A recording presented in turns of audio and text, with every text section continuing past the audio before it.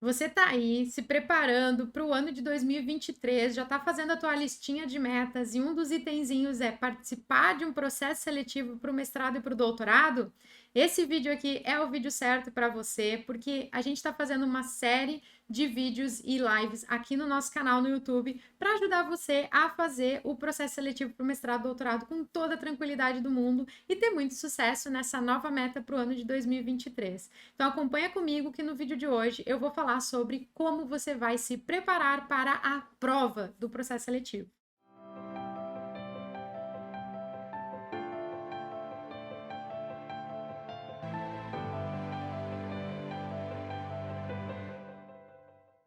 Olá, acadêmicos! Olá, acadêmicas! A gente está fazendo essa série de vídeos aqui no nosso canal no YouTube, vídeos e lives, né, aqui no nosso canal no YouTube, para ajudar as pessoas que estão aí com a meta para 2023 de entrar no mestrado ou de entrar no doutorado. O processo seletivo requer, sim, uma preparação, um certo tempo para poder se organizar. Não dá para pensar assim, nossa, o processo seletivo daqui a 2 semanas vou fazer agora. Isso é muito em cima, a gente realmente precisa de um tempo ali para poder preparar tudo, fazer o pré-projeto, poder preparar o currículo, poder se preparar para a prova, poder estudar, poder ler todas as referências que são indicadas. Então, isso leva um certo tempinho. Então, a gente já está começando a se organizar desde agora, mesmo que o seu processo seletivo seja só em agosto, setembro, outubro do ano que vem, a gente já começa a se preparar agora para poder fazer todas as etapas com toda a tranquilidade do mundo.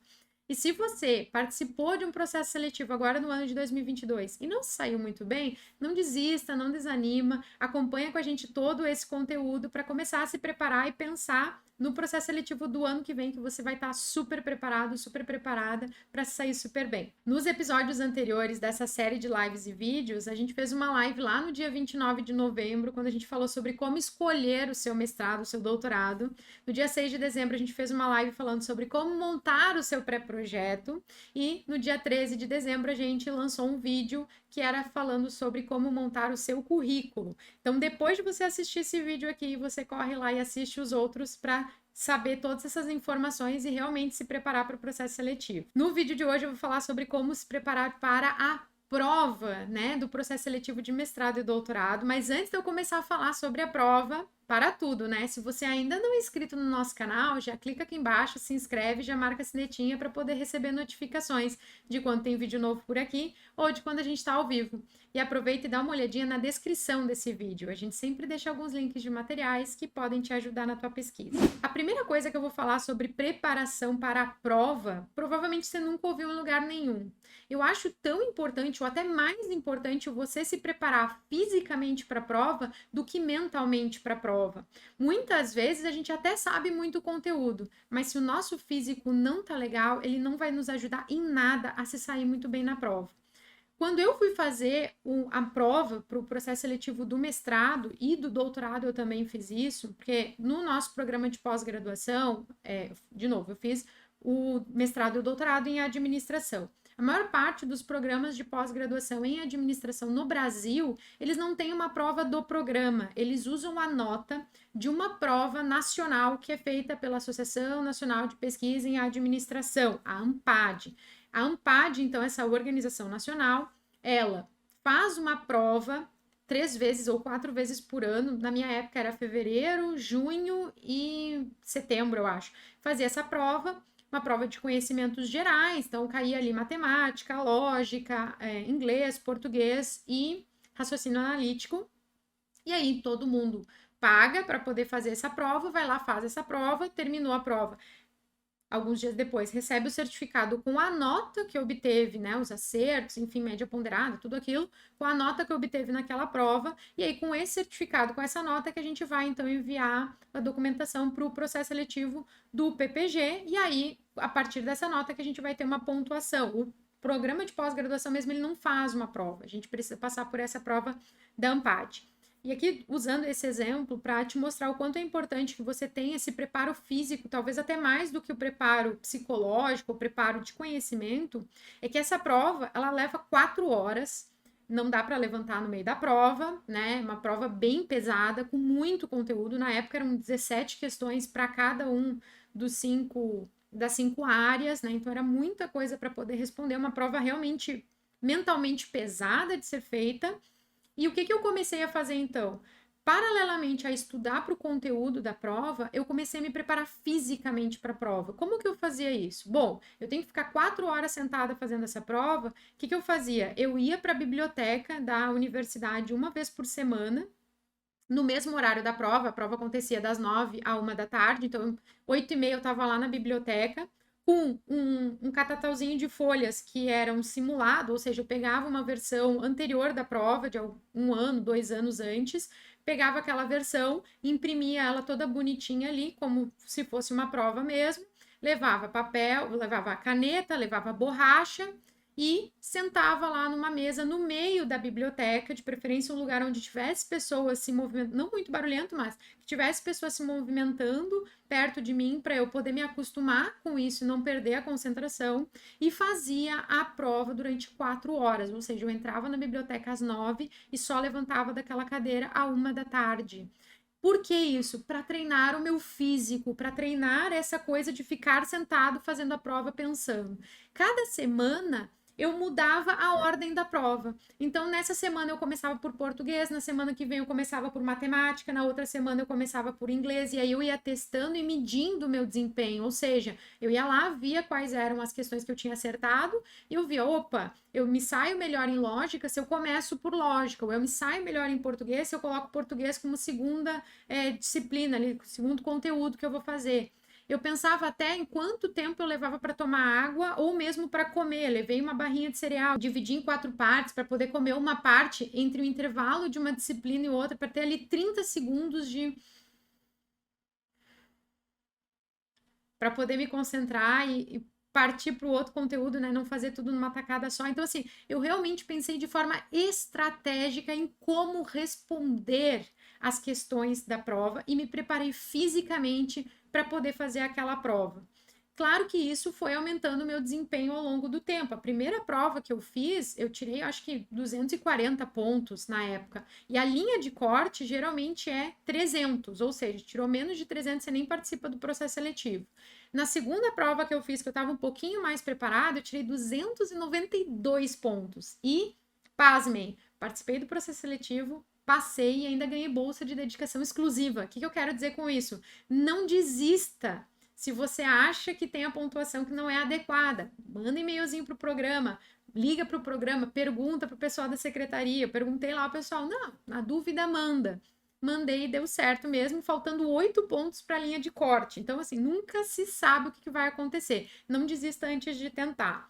Já para o doutorado, já fiz uma estratégia um pouquinho diferente. Era a mesma prova? Era. Só que eu estava fazendo o mestrado, então eu resolvi fazer a prova na versão de fevereiro, ou seja, 1 ano antes do meu processo seletivo. Já comecei a estudar, a fazer esses simulados na biblioteca, me preparar, porque eu descobri que em fevereiro eram menos pessoas fazendo a prova, pessoas um pouco menos preparadas, porque geralmente as pessoas faziam a prova só para ver como é que era. Em setembro era todo mundo fazendo, porque a maior parte dos processos seletivos são em outubro, ou seja, a minha nota ficou lá em cima, apesar de repente, em matemática eu não acertei tantas questões assim. Eu acho que eu acertei, sei lá, 2 questões de 17, para você ter uma ideia. Mas a minha pontuação ficou em 418, ficou bem mais alta.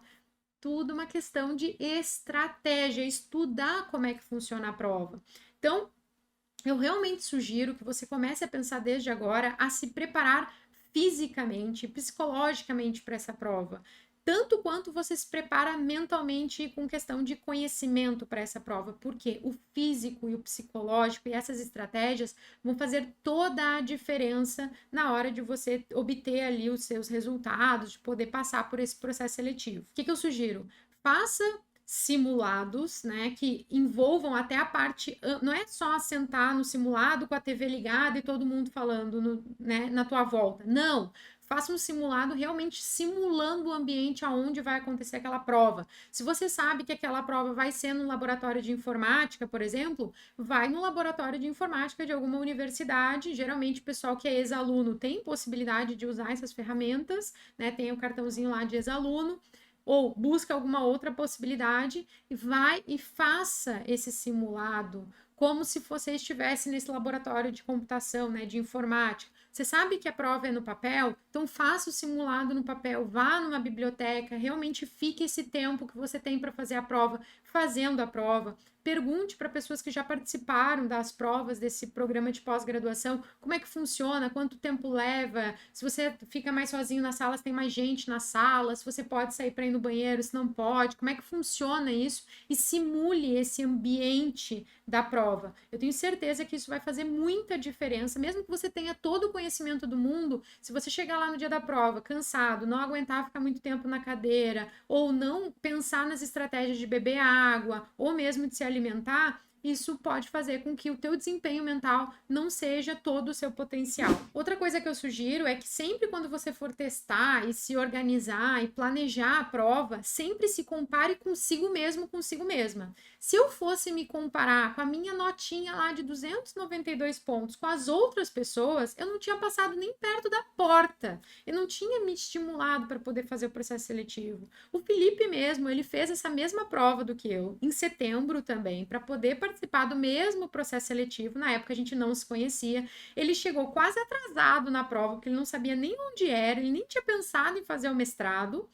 E ele foi lá e tirou uma nota super alta, acho que na época era 408 pontos. E eu tirei os meus humildes 298. Detalhe, ele foi de ônibus, quase não sabia onde é que era a prova, né? Quase se atrasou, foi no lugar errado, depois conseguiu no lugar certo e fez a prova e saiu super bem.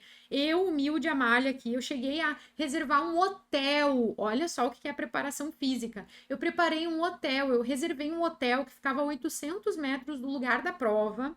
Por quê? Se eu fosse ficar onde eu ficaria, que era na época na casa da minha mãe, a casa da minha mãe é numa cidade do lado da onde acontece a prova. Era domingo, mas eu não queria ter a possibilidade de ficar angustiada com trânsito ou com qualquer outra coisa que acontecesse e não chegar no momento da prova. Angústia, ansiedade diminui nosso potencial mental, né? Acaba com a nossa capacidade de concentração. Então, o que eu pensei? Vou reservar um hotel a 800 metros da prova, porque eu posso ir até caminhando, se acontecer alguma coisa, eu posso ir caminhando até a prova, não vou me atrasar. Fiquei lá no hotel, super concentrada, tranquila, estudei um pouquinho antes de dormir. No outro dia de manhã, tomei meu café da manhã com toda a tranquilidade do mundo, fui lá fazer a prova.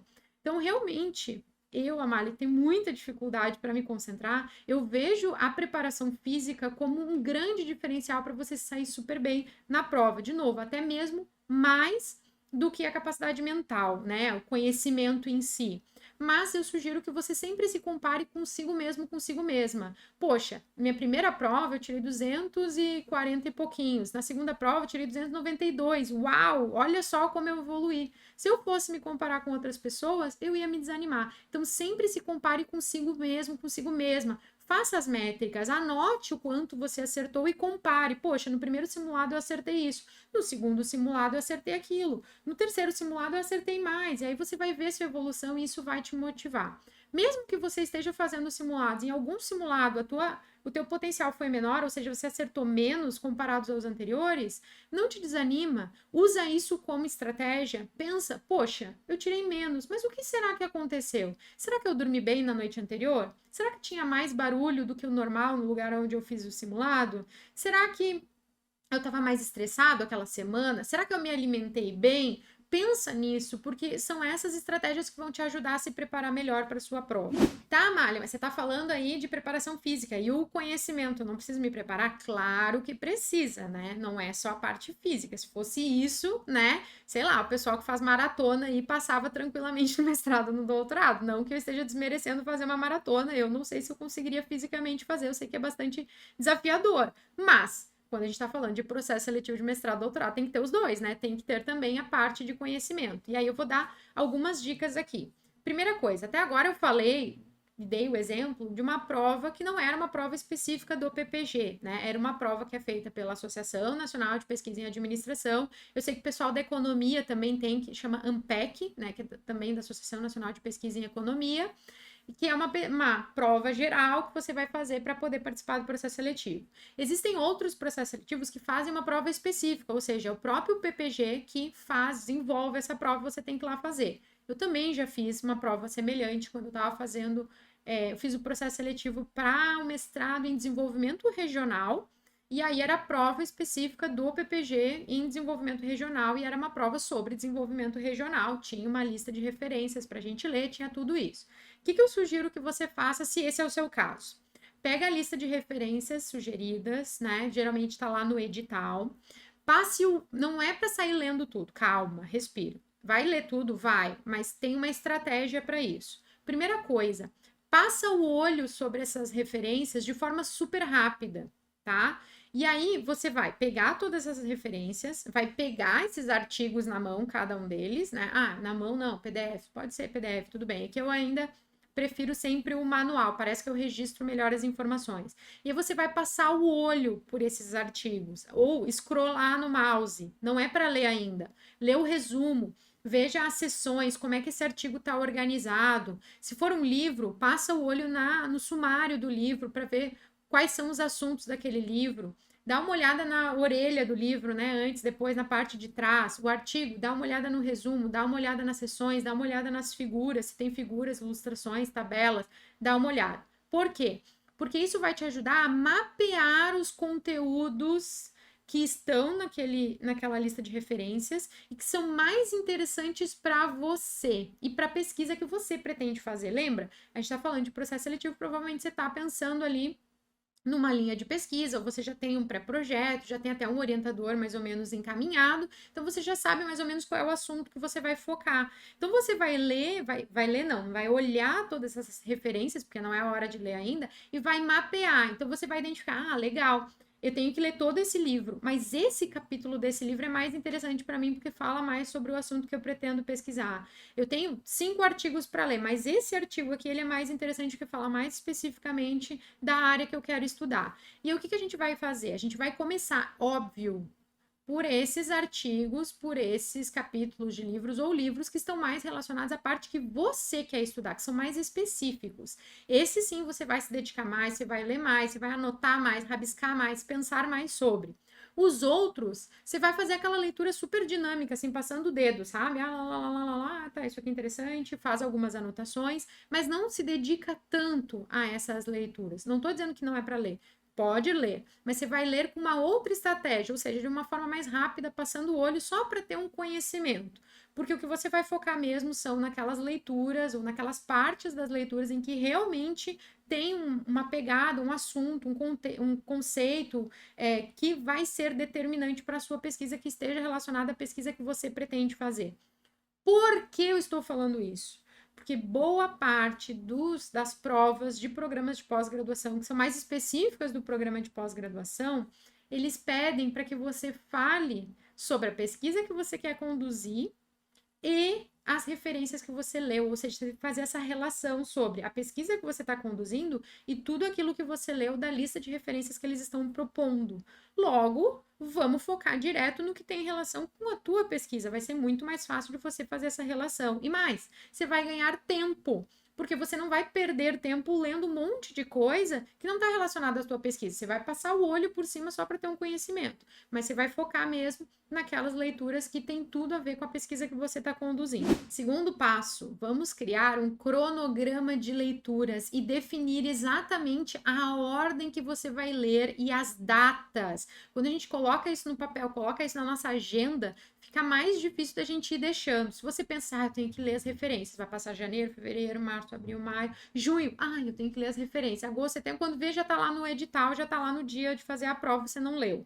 Então coloque, faça um cronograma, liste quantidade, quantas páginas tem o livro que você precisa ler, quantas páginas tem o artigo que você precisa ler. Esse artigo eu vou levar cerca de 2 horas para ler, esse livro tem tantas páginas, eu vou ler 10 páginas por dia, eu vou levar 1 mês para ler. Coloque isso no papel, quantifique isso e organize num cronograma exatamente a ordem das coisas que você vai fazer e os dias. Mas eu não tenho 100% de dedicação, eu só posso 1 hora por dia. Sem problemas, leia um capítulo de livro por dia, leia um artigo por dia. Você só tem 1 hora, aproveite essa 1 hora. Os 60 minutos dessa hora vão ser super bem aproveitados, porque você sabe exatamente o que você precisa ler. E já organize desde agora, não deixe para imprimir no dia. Porque você sabe que impressora é aquela coisa, ela trabalha quando ela quer. Se você só tem 60 minutos, provavelmente você vai levar 59 minutos e 30 segundos para poder imprimir aquele artigo. Eu tô olhando aqui para minha impressora, né? Para poder imprimir aquele artigo. Então, assim, não perca esse tempo precioso. Já pega hoje, ou sábado, ou domingo, vai lá e imprime tudo que você precisa imprimir, deixa tudo bonitinho numa pastinha, Eu ainda colocava post-its, né? Coloca post-its. Esse aqui eu vou ler nessa data, esse aqui eu vou ler nessa data, esse aqui eu vou ler nessa data. Tem uma dica super legal de pegar o livro que você precisa ler. Sabe aqueles post-its tipo flags, né? Que são uns pedacinhos menorzinhos. O que você faz? Você vai contando o número de páginas. Então, se você vai ler 10 páginas por dia, conta 10 páginas e coloca uma flagzinha e coloca a data que você vai ler. Depois conta mais 10 e coloca. Então, assim, a parte lateral do seu livro vai estar cheia de post-its, mas você vai saber exatamente que parte do livro você tá. Então, assim, seja bastante estratégico, crie esse cronograma, faça essa questão dos post-its ali nos artigos, nos capítulos de livros, para você se organizar e fazer um pouquinho por dia. Não deixa para fazer para a última hora. Ansiedade não te ajuda, não melhora o teu potencial. Isso é a maior ilusão que existe, não melhora o teu potencial cognitivo. Se você fizer um pouquinho por dia, você vai ter mais tempo de mastigar, de amadurecer essas ideias, e aí isso vai se repercutir lá na frente, no dia da prova, quando você tiver que fazer essas discussões entre as ideias, você está há 6 meses pensando nisso, você está há 8 meses pensando nisso, isso está muito mais maduro em você do que um candidato ou uma candidata que lembrou ontem que tinha que fazer a prova e leu um monte de coisa de última hora, assim, super rápido. Preciso lembrar que a leitura científica, ela é bem diferente da leitura de um romance, tá? É outro tipo de estratégia. Inclusive, eu já fiz uma série de vídeos aqui no nosso canal falando sobre como ler de forma mais produtiva. Vou deixar o cardzinho do primeiro vídeo aqui em cima para você dar uma olhadinha depois, vai te ajudar muito a ler de forma estratégica. E claro, faça anotações sobre tudo que você leu. Se a gente está falando de um cronograma de longo prazo, 4 meses, 6 meses, 8 meses, desculpa, você não lembra nem que você almoçou ontem, que dirá o que você lembrou há 6 meses, o que você leu há 6 meses atrás. Então faz assim, pega um caderno e escreve à mão livre mesmo, tudo que você leu. Ah, hoje eu li esse artigo, isso aqui é interessante, isso aqui tem relação com a pesquisa que eu quero fazer, esse conceito é legal, tem essa definição. Escreve do seu jeito, não é para mostrar para ninguém, não é para passar na prova, é para você mesmo, para você mesma voltar depois e relembrar tudo que você leu, fazer aquela espécie de revisão alguns antes dias da prova para você lembrar tudo que você leu. Outra coisa interessante, que eu até já dei essas dicas alguns vídeos atrás, é buscar rapidamente o currículo dos autores daquela referência e ver o que eles pesquisam. Rapidamente eu tô dizendo 5 minutos cronometrados, tá? Não é para perder tempo no Google. É para olhar lá, ah, legal, esse autor pesquisa isso, esse autor pesquisa aquilo. Quando a gente tem esse entendimento um pouco mais amplo da atuação, da pesquisa desse autor, dessa autora, dessa referência, a gente consegue fazer relações melhores. E muitas vezes os autores daquele artigo são os professores do PPG. Então também é uma forma de você conhecer um pouquinho melhor as pesquisas que estão sendo conduzidas por esses professores, por essas professoras, e até se sair melhor lá no dia da entrevista. Eu até já falei sobre conhecer o currículo dos professores. Espero que vocês tenham gostado, então, de saber como se preparar para a prova do programa de pós-graduação, independente se essa prova é uma prova mais ampla, feita por alguma instituição, como foi meu caso lá, a prova da Ampad, ou se é uma prova mais específica feita pelo próprio PPG. Essas dicas servem para qualquer uma das duas provas, e o ideal é que você comece a se preparar desde agora para ler todas essas referências com mais tranquilidade, para poder estudar um pouquinho por dia, ter tempo de amadurecer essas ideias, preparar o seu físico para se sair super bem na prova, conseguir uma boa pontuação e, claro, uma boa posição no seu processo seletivo do mestrado ou do doutorado. Na próxima semana, então, teremos o nosso último vídeo dessa série de lives e vídeos sobre processo seletivo, onde eu vou falar sobre como se preparar para a entrevista. Até a próxima!